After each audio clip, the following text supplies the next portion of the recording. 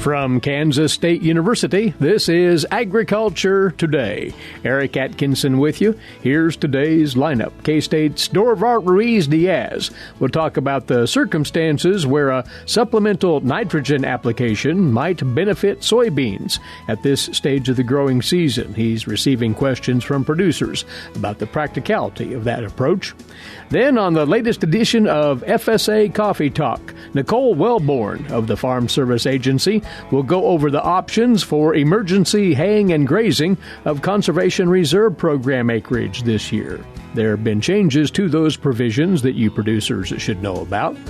And K-State's Charlie Lee will talk about the methods of clearing up perpetually muddy farm ponds, both chemically and through aquatic management. All that and more here on Agriculture Today. A social distancing tip. While the CDC urges you to avoid close contact, like hugging or shaking hands, there are other non-physical ways to say hello. Wave, wink, use sign language, salute, smile, give the peace sign, throw up an air high five, do jazz hands. Remember, stay a minimum of 6 feet or 2 arms length away from others, and stay home if you can. For more info, visit coronavirus.gov. Let's all do our part, because we're all #alone together. Brought to you by the Ad Council. Welcome back to Agriculture Today. Well, a word for you soybean growers, and in fact our guest is receiving questions from many of you now about nitrogen needs for soybeans at this stage of the production season and whether a late nitrogen application has merit. Dorivar Ruiz-Diaz joins us once more, crop nutrient specialist with K-State Research and Extension. Now, Dorivar, as we know, soybeans are a legume and fix their own nitrogen, but you are receiving questions, you say, about supplemental nitrogen.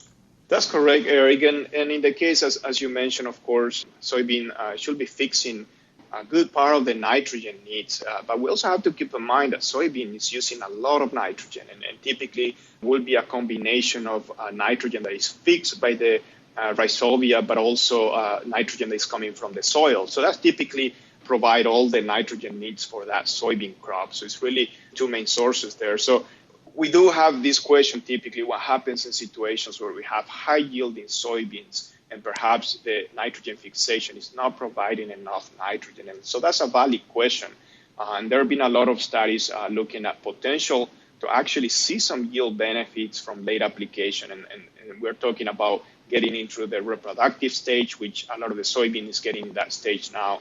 And so putting some additional nitrogen, will that provide some yield benefits?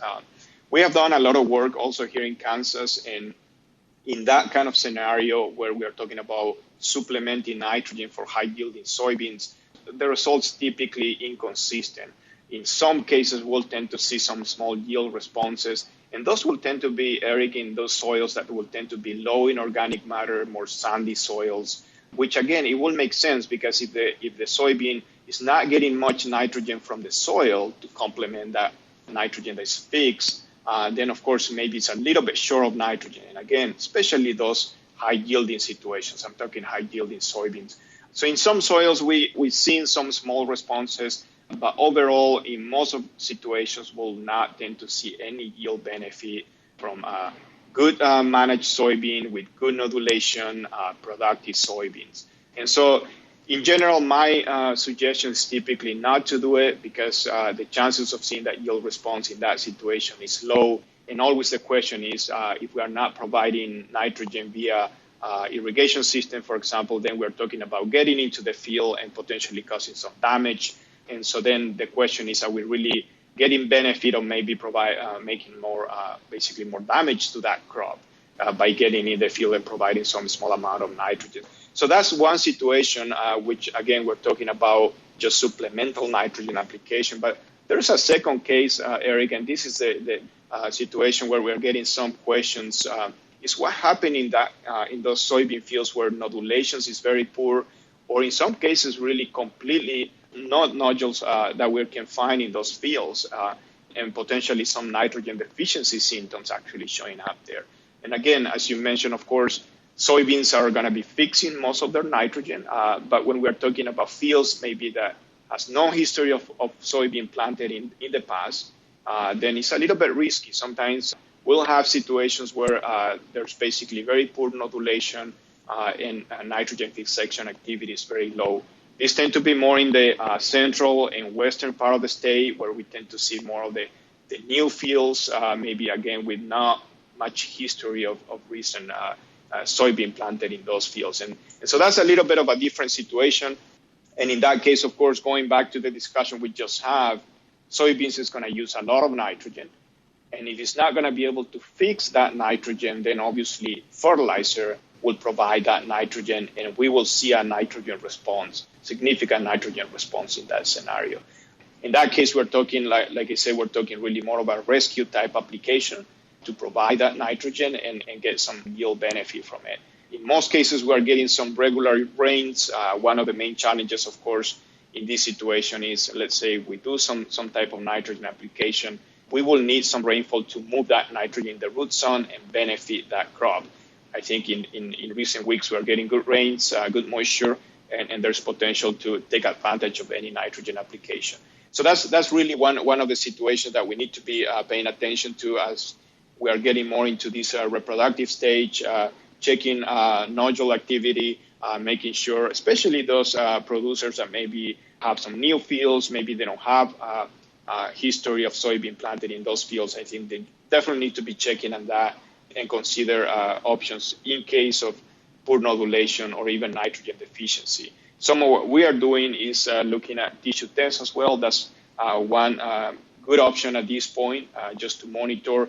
If we are suspecting some poor nodulation, then we can definitely send some tissue tests and corroborate if we do have some nitrogen problems. If one is up against this rescue need, as you put it, trying to save that crop which is poorly nodulated, in that circumstance, how does one know for sure what rates to go with that supplemental nitrogen then, Dorivar? Yes, that's a very good question, Eric. And going back to the total needs of nitrogen for that soybean crop, again, it is a legume, obviously high protein, all of that is essentially nitrogen, so we do need higher amounts of nitrogen. One situation like this where we did have some nitrogen deficient soybean in central Kansas, we did applications up to 100 pounds of nitrogen using dry urea. And we basically saw responses all the way to about 90 pounds of nitrogen. So that response can be there. Of course, we are talking about absolutely no nodulation, very poor, very limited nitrogen supply from the soil. And so that soybean can basically use very high rates. One of the questions, of course, is the economics of that. And I would say typically in the range of about 40 to 50 pounds maybe would be the ideal rate when it comes to getting the most benefit in terms of yields, and of course getting the economic benefit from that application as well. But once again, the main advice here for the majority of growers who have beans out there that are nodulating decently, they probably should pass on this supplemental N application. Absolutely, Eric. That's definitely the key message here. We have to, when we're talking about nitrogen application, in this case, we're talking about fields, typically with no history of soybean, very poor nodulations. I do know of some cases where they are not finding any nodules. That's the situation where nitrogen application will benefit. Other cases, normal, productive soybean fields, like I say, we typically don't see much benefit there because, again, that healthy soybean is fixing most of the nitrogens. There's really no need for nitrogen application. So it's really two different scenarios here, and we have to pay a little bit more attention to those new fields and whether or not we may need to supplement nitrogen. One scenario that we see also in that case, and one specific case that I can think of was fields that maybe have some history of flooding that maybe affected perhaps the rhizobia population in that field. And so maybe even though we do have recent history of soybean in that field, the rhizobia population of the soil may be affected by some floodings in recent months or within the last year. So those are candidates for just close evaluation, make sure that nodulation is working. If not, then we have time to maybe do some type of rescue nitrogen application. Also, again, like I mentioned, tissue testing would be a great tool to just corroborate, making sure everything is okay at this point. And if you're not familiar with that in-field tissue testing approach, you can touch base with your local extension agricultural agent. They can walk you through that sampling process. Dorivar, thanks. Timely word right here, and we greatly appreciate it. Thank you. That from Dorivar Ruiz-Diaz of K-State Research and Extension. He's a crop nutrient specialist on the prospect of supplemental nitrogen for soybeans at this point in the production season. Now, in our visit here with Dorivar, we've been focusing on potential nitrogen deficiencies in beans, but there are other nutrient deficiency possibilities in this crop that you might want to be aware of, including a handful of immobile nutrients. For instance, a shortage of iron or iron chlorosis that occurs in calcareous soils, high soil pH. The classic symptom there would be yellowing between the veins of young leaves, since again iron is not mobile within the plant. And if that iron is deficient, then nitrogen fixation rates may be reduced, according to the K-State literature. Another immobile nutrient, magnesium, the lower leaves would be pale green, yellow mottling between the veins. And later on, then, leaves may appear to be a speckled bronze color. That deficiency often occurs on very sandy soils. And manganese, stunted plants with interveinal chlorosis. That can often be a problem in high pH soils or sandy soils with a high organic matter content. And a shortage of sulfur can lead to stunted plants, a pale green color. Very similar to nitrogen deficiency, except the chlorosis may be more apparent on the upper leaves. Sulfur deficiency most likely during cool and wet conditions, or on sandy soils with low organic content. We'd suggest that you soybean growers make use of a great guide for diagnosing these problems. It is simply entitled Diagnosing Nutrient Deficiencies in the Field. It can be obtained at the online K-State Research and Extension bookstore. We'll be back with the latest edition of the FSA Coffee Talk next on Agriculture Today. For 25 years, K-State Research and Extension's Kansas Agricultural Mediation Services has been providing a no-cost, confidential place to call in and visit with an agricultural lawyer. Our experts are available to help you producers handle legal and financial issues. Explore your options and generate solutions. Call us at 800-321-3276 or visit us online, Kansas Agricultural Mediation Services. You're listening to Agriculture Today, and glad to have you back. It's our time set aside every other week now to catch you up on what's going on within those USDA programs that, as they're implemented around the state of Kansas and via the Farm Service Agency. It's our regular FSA Coffee Talk. Joining us now is an agricultural program specialist with the Kansas FSA State Headquarters, Nicole Welborn. Nicole, what we'll concentrate on here today, the Conservation Reserve Program, and more directly, opportunities for use of that forage on CRP ground for emergency resources. And this is a possibility in a number of counties in Kansas, you say? Correct. Currently, there are 27 Kansas counties that are eligible for emergency activities. The primary nesting season in Kansas just ended on July 15th, so it opened up that emergency use authorization for those 27 counties in Kansas that became eligible.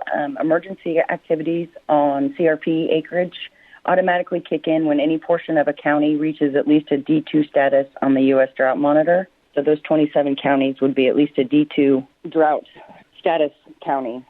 Now, that's not the only way that a county can qualify for emergency use of CRP. Is it there's an application process that could happen as well? Correct, yes. Those counties that have not been approved being a D2 status can also request emergency activity authority from the state executive director due to a documented 40% forage loss in their county. So there are some stipulations there, some requirements as far as documentation goes. But a county, if they believe they have a 40% forage loss, they can submit a request to the state executive director to implement emergency activity authority in their county. Now, under the emergency umbrella, Does a CRP participant then have to forfeit part of their payment to emergency hay or graze? For emergency use activities, fortunately, there is no payment reduction. The payment reductions usually are in non-emergency use activities. So for emergency use activities, there is no payment reduction. That's always an important point to keep in mind when talking about this option for producers to look into. And let's break it down. Emergency grazing of Conservation Reserve Program acreage. And you say there are new twists to the ground rules. Correct. And we do have some major changes with this emergency authority under this 2018 Farm Bill this year, at least. The emergency grazing has been opened up to all practices, including the CP25 rare and declining. Now, this is emergency grazing, so that has been a point in the past. The CP25 is now open. It's open on all practices, and you can graze 100% of the acreage, which is also a change. Considerably more latitude. Correct. With grazing, there is a maximum of 90 days, or until the county committee, in consultation with the state committee, determines that the conditions in the county no longer warrant emergency activities. So you reach a D2 status, and you may fall out of a D2 status because of rain. Your county committee at that point in time, in consultation with the state committee, can request to withdraw the emergency use authority in the county. But 90 days, that window will give a producer quite a bit of opportunity to get the most out of that CRP grazing if they're so inclined, given where we are on the calendar. Absolutely. Absolutely. Hopefully provide some much-needed relief. Emergency haying of CRP, again, what are the stipulations there? Emergency haying is a little different. There are kind of two facets to emergency haying. So it is available on all practices, 100% of the acreage, for one cutting within a 60-day window, except in counties that have been approved for LFP payments. So in counties approved for LFP payments, that would mean they have been on the at least a D2 status on the U.S. Drought Monitor for 8 consecutive weeks. So to break it down, emergency haying, if you're approved and you're not an LFP county, you can emergency hay on all practices, 100% of the acreage, one cutting. But if a county is designated as LFP approved, which there are 13 Kansas counties currently approved for LFP payments, the emergency haying in those counties will be limited to certain practices, and they will also be limited to haying 50% of the eligible acres. So you still have an opportunity to graze. You have an opportunity, correct. You're just a little more restricted in those counties where the drought has hit a little harder than in others. But as you said, Nicole, the eligible practices are not across the board here. So one would need to talk with their local FSA personnel about what practices are permitted for those counties with LFP payments. Absolutely. Absolutely. I would encourage anyone interested in emergency use activity to contact their local FSA office first to verify the eligibility, whether or not you're eligible for emergency use authority at all, or if your county has been designated as an LFP-approved county, then you have further restrictions. So I would encourage you to do that. And also, before any activity, it's just important that you contact your local FSA office before you begin any activity, but they can also clear up any of those other additional questions that might come up for LFP-approved counties and things of that nature. So always sound advice. Touch base first with your local FSA folk. Okay. Get full clarification on, in this case, the emergency use of Conservation Reserve Program ground as a forage resource either by grazing or by haying that acreage. Know the rules before you go any further. While we have you here, Nicole, also wanted to reflect on something that was announced recently, the results of the Conservation Reserve Program grassland sign-up, and Kansas did qualify several thousand acres for this, you say. Yes, Kansas fared well. We had approximately 54,000 acres statewide that were accepted. Those acreages are spread out all over the state, really. The two biggest concentrations were out in southwest Kansas along the Colorado border. There were some very big numbers down there, but other than that, it was spread out quite a bit across the state. Nicole, it's worthwhile to remind folks of what the CRP grassland option is all about, what it's designed to accomplish, and how it works. Could you do that briefly? Sure. CRP grassland, they consider a working lands program, so this would involve acreages that are already devoted to grazing practices. So pastures out there, whether they have the cropping history or they don't have the cropping history, those grassland pastures can be enrolled in the CRP grassland program and then paid a little bit lower rate, of course, based on do you have the ability to continue to use the acreage for grazing practices and forage harvesting and things of that nature. So it does allow a little more flexibility in the activities that can be performed. There is, though, a conservation plan that attaches to CRP grassland participation. So those are being put together as we speak, you say? Correct, yes. So currently the conservation plans are being drawn up for the accepted acres across the state, and those will include grazing plans where grazing is the preferred method for grassland use. And so you can just look forward to having that conservation plan presented to you to sign and get those offers accepted before the end of the fiscal year, which is September 30th. All right. And CRP grassland, that program will likely be offered again in the future, one would think. Absolutely. It was written into the 2018 Farm Bill that there would be a CRP grassland sign-up each year of the Farm Bill, similarly to the general CRP sign-up. They have agreed to have one every year, so we should be hearing about a new one coming up for fiscal year 2021. So that was the next and final question. The general CRP will be back. It's just not known at what point in time. Correct. Yes. So, folks, if you're interested in that version of the CRP, be listening for further details as they come on down the line. But once more, the parting thought here, Nicole, is that folks need to continue that dialogue with their local FSA personnel on any CRP-oriented matters here. Absolutely. Anybody wanting to perform emergency use activities on current contracts or anyone that's preparing the land, whether it's expiring or preparing the land for reseeding or whatever, just encourage you to keep in touch with your local FSA office and make sure before you perform any activity that whatever activity you're performing is authorized and the timing is good for that activity. As always, we appreciate the input. Thanks, Nicole, for imparting this information on primarily CRP emergency usage, and we'll talk again soon. Appreciate your time right here. Thank you.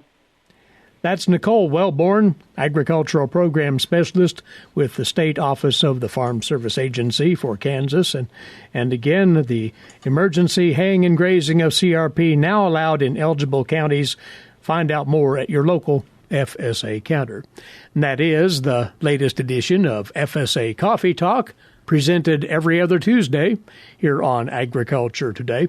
Now we'll step aside for a few moments. When we come back, today's agricultural news headlines, and for you dairy producers, the latest edition of Milk Lines with K-State's Mike Brook, along with more still ahead here on the K-State Radio Network. Man, it's hot out here. Heat stress affects more than just humans. It also affects livestock. Extreme heat, humidity, wind speeds, and cloud cover all make a difference in air temperature. To control problems, make sure your livestock have shade and water provided at all times. This will help prevent problems in breeding, meat production, and reduce chances of death. Please take all these into consideration for livestock production. Brought to you by K-State Animal Science Leadership Academy participants. Coming to you from the campus of Kansas State University, this is Agriculture Today. Eric Atkinson here. And next up for you, today's agricultural news headlines, courtesy in part of DTN. Starting with the weekly crop progress and condition report for Kansas from the USDA. And for the week ending this past Sunday, our topsoil moisture supplies this week, 6% surplus, 64% adequate, and 30% short to very short. Very similar story for subsoil moisture, 4% surplus, 65% adequate, and 31% short to very short. Kansas corn in good shape, 60% good to excellent, 28% fair, 12% poor to very poor. Corn silking at 79% now. In the dough stage, 36%. And corn dented now at 4%. Soybean crop condition, 67% good to excellent, 27% fair, 6% poor to very poor. Soybeans blooming now at 68% and setting pods at 40% of the crop. And the grain sorghum stands in Kansas, 61% good to excellent, 31% fair, 8% poor to very poor, with sorghum headed now at 27%, sorghum turning color at 1%. A good report for our row crops in Kansas this week. Range and pasture conditions around the state, 50% good to excellent, 34% fair, and 16% poor to very poor. Nationally, the condition ratings for corn and soybeans look much better than they did the same time last year. Here's more from the USDA's Stephanie Ho. USDA meteorologist Brad Rippey says favorable weather has benefited the nation's corn. Overall corn condition ratings seeing a nice jump for the week ending July 26th. Now 72% rated good to excellent. That's up 3 percentage points from last week. Just 7% now rated very poor to poor. That's down from 8% a week ago. He says this is much better than the same time last year. Almost all of the issues are outside the heart of the Midwest. And in fact, the only states with more than 15% of the crop rated very poor to poor are Colorado, North Carolina, and Texas. Meanwhile, like corn, soybeans looking very good overall, 72% good to excellent. That is up from last week's 69%. Just 6% very poor to poor. That is down a point from a week ago. This is Stephanie Ho for the U.S. Department of Agriculture in Washington, D.C. Again, the Kansas Department of Agriculture is putting out this notice. It's been informed that several Kansas residents have received unsolicited packages lately containing seeds that appear to have originated from China. The types of seeds in the packages unknown at this time. These unsolicited packages of seeds have been received by people in several other states across the country over the last several days as well. If you receive a package of this type, please do not plant those seeds. If they are in sealed packages, do not open the sealed package. Instead, contact the KDA's Plant Protection and Weed Control Program, 785-564-6698, 785-564-6698, or you can report a seed complaint at the KDA website, which is agriculture.ks.gov. Unsolicited seeds could have invasive species and could introduce diseases to local plants or could be harmful to livestock. Again, for more information on these seed packets and what to do about them, agriculture.ks.gov, or call the Plant Protection and Weed Control Program directly, 785-564-6698. On we go now to the weekly feature for you dairy producers from the Animal Sciences and Industry Department here at K-State. It's called Milk Lines. And with it, K-State dairy specialist Mike Brook. Mike? Today I'd like to visit with our Kansas dairymen concerning the pack density in our silos. As we get ready to chop corn silage, I think it's important to review on each of our farms what we're doing to pack silage into bunkers or even into drive-over piles. We know we have very good recommendations out there that suggest that we need to apply 600 to 900 pounds per hour per ton of silage that we're packing into the silo. We need to apply that pressure with one or more tractors. As you think about this, if your chopper can deliver 200 ton of silage to the silage pit or to the bunker silo per hour, that means that we would need 120,000 to 180,000 pounds of tractor weight running the whole time during that hour. So as you think about most of your tractors that you're out there using to pack silage, they're probably four-wheel drive units, and those units may weigh maybe 35 to 40,000 pounds as they come from the field.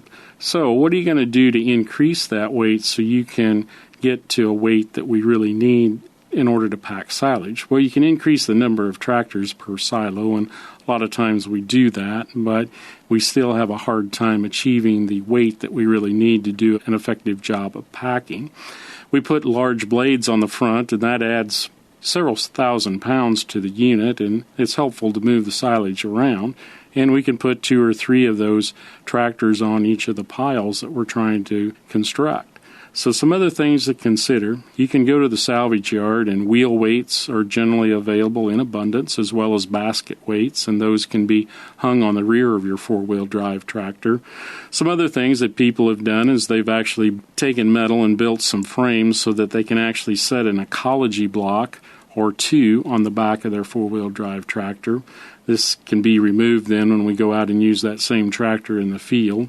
We can add fluid to the tires or ballast to the tires. Disadvantage to that is most of those chemicals are a little bit caustic to metal, so if we get a leak in a tire, we'll likely rust a rim out, which adds to our expense. But if we keep up on maintenance of the tires, that shouldn't be a big thing.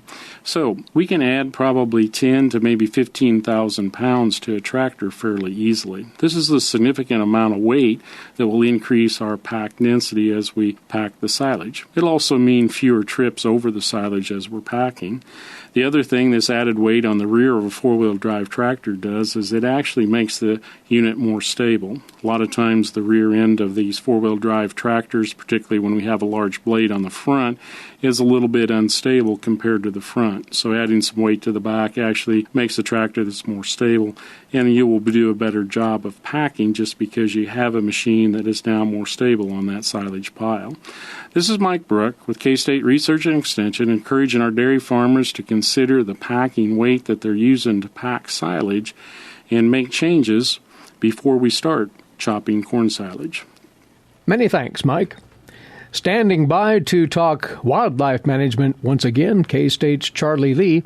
He's in after you hear this. This is the K-State Radio Network and Agriculture Today. When you are in need of timely, reliable, and trusted information, K-State Research and Extension is here. Whether it's organizing people, information, or resources, they have the necessary tools. Community comes first for K-State Research and Extension. For more information and to connect with your county's extension agents, visit www.ksre.k-state.edu. Closing out this Agriculture Today, it's our weekly segment on wildlife management. And Charlie Lee is aboard, once again, wildlife specialist with K-State Research and Extension. More Charlie today on farm pond management. We've been speaking about several aspects of that in recent weeks, but this time those muddy ponds, to put it that way, and why that occurs. And folks get anxious about this and quite upset when their farm ponds are choked with sediment. Yes, most ponds are built to provide recreational activities and some aesthetic benefits, and almost all ponds on occasion can turn muddy. Fortunately, many of those muddy conditions are short-lived, and the water will clear in several days if there's no further rainfall. But chronically muddy ponds makes those ponds very unattractive, and most swimmers are going to avoid swimming in that type of water. Muddy ponds also are not near as productive because of that turbidity in the water reduces the amount of aquatic food that's produced in the pond's food chain because the aquatic plants are not able to grow. Since many of the desirable fish species like bluegill and largemouth bass are sight feeders, you get high turbidity water that reduces the ability of those species to feed and maintain themselves in healthy conditions. So there's folks that are always looking for ways to clear up those chronically muddy ponds. And to do that, one has to have some sense of why those ponds are muddy in the first place. What are the causes of that? Well, the two primary causes, biological causes of muddy water would be fish and waterfowl, ducks and geese. Fish species would be common carp, goldfish, and bullheads. They cause muddy water due to spawning and feeding activities in the shallow water. That constant splashing and rooting around in the shallow water causes resuspension of the bottom soils, and it's detrimental to shallow water that helps protect those shorelines from the wave action induced by wind. You get large numbers of domesticated ducks and geese. They cause similar problems. You get wild Canada geese that move in large numbers, again, can cause problems by pulling up the vegetation and keeping those bottom sediments stirred up. But we also have watershed factors that are involved. Make sure that your pond is located in a watershed that's going to prevent some muddy runoff from coming in. Those watersheds, ponds that are built in wooded areas or well-managed rangeland situations typically are going to provide some of the cleanest water. If you can't maintain vegetative cover throughout the watershed, perhaps at least have a buffer around the pond of at least 150 feet to try to trap some of those soil particles before they get into the pond basin. And then fence livestock away from the pond, prevent that erosion of the pond bank and disturbing those shallow soils on the pond edges. Part of the problem, you say, is that the type of particles that are in the water are often prone to being suspended, and that might lead to some pond treatments that could correct that. You might expand on that. Well, clay is what's necessary to get many ponds to hold. And clay in and of itself can be a very fine particle. They can be so light and small, almost microscopic in size, that they suspend rather than settling to the pond bottom.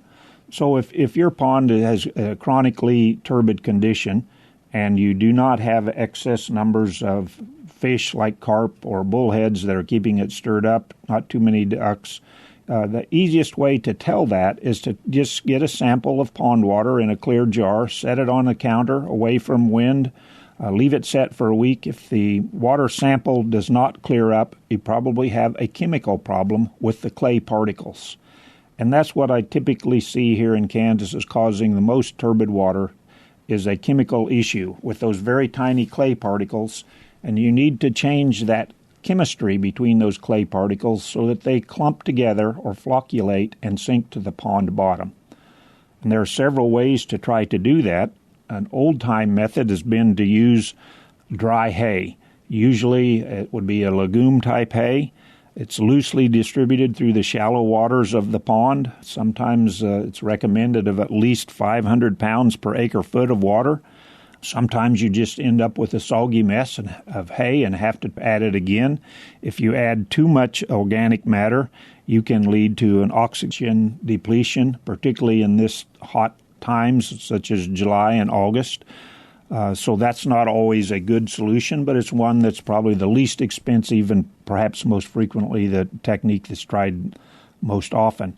Others is adding ag gypsum. It can remove those suspended clay particles and doesn't cause the concern of a fish kill like added hay. That's typically added at about 1,000 to 1,500 pounds per surface acre, depending on the severity of the clay suspension.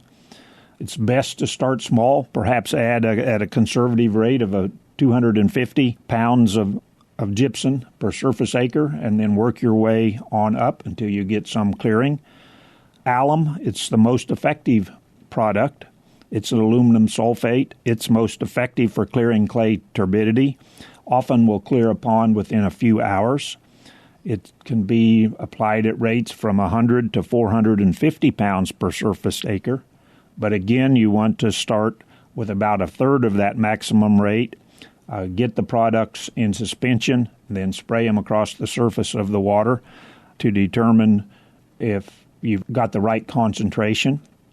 Those would be the techniques that work most frequently. There are also times that you can add ag limestone, applied at about 500 to 1,000 pounds per surface acre. Again, but would be added similar to gypsum and alum. Alum as a technique is one that you have to be careful because you can change the pH of the water and cause a fish kill. So the safer products are gypsum, ag lime, and small amounts of hay. Sounds, though, like the preferred starting point would be something more preventative, like assuring that the sediment runoff is at a minimum. I think the best thing is to prevent these type problems by more carefully selecting where you put the pond. Not every site out there is suitable for a pond.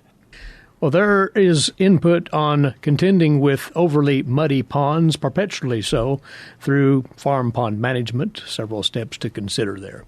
Charlie, as always, many thanks. Wildlife Specialist with K-State Research and Extension, Charlie Lee. That'll do it for our Tuesday edition. Thanks for tuning in. Eric Atkinson for Agriculture Today. This is the K-State Radio Network.